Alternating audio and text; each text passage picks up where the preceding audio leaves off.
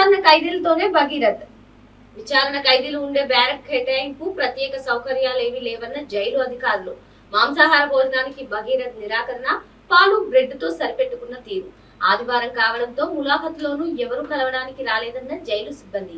Bhagirath phone forensic lab కు బాధితురాలు తల్లి ఇచ్చిన ఆధారాలు కూడా. 10 రోజులు కస్టడీ కోరనున్న పోలీసులు బాధిక తల్లి ఫిర్యాదులో పేర్కొన్న నేపథ్యంలో బండి సంజయ్ వాంగ్మూలం తీసుకునే ఛాన్స్. సో మరి పోక్సో కేసులో అరెస్ట్ అయినటువంటి బండి భగీరథ్ రిమాండ్ విధించిన సంగతి కూడా తెలిసిందే మనకి. రిమాండ్ ఈ నేపథ్యంలోనే చర్లపల్లి జైలులో భగీరథ్ ఉంచారు. మరి సాధారణ ఖైదీలతోనే భగీరథ్ ని పెట్టడం, మరి ఆ సాధారణ ఖైదీలు ఉండే బ్యారక్ కేటాయింపు చేయడం జరిగింది.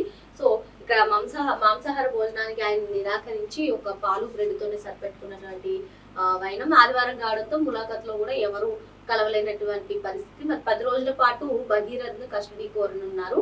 అటు బాధితురాలు తల్లి ఇచ్చినటువంటి ఆధారాలు కూడా అన్ని కూడా దగ్గర పెట్టి విచారించే నేపథ్యం ఉంది. బాధిక తల్లి ఫిర్యాదులో పేర్కొన్న నేపథ్యంలో బండి సంజయ్ వాంగ్మూలం కూడా తీసుకునే ఛాన్స్ ఉంది. మొత్తానికి సాధారణ ఖైదీలతోనే భగీరథ్ ను ఉంచడం జరిగింది.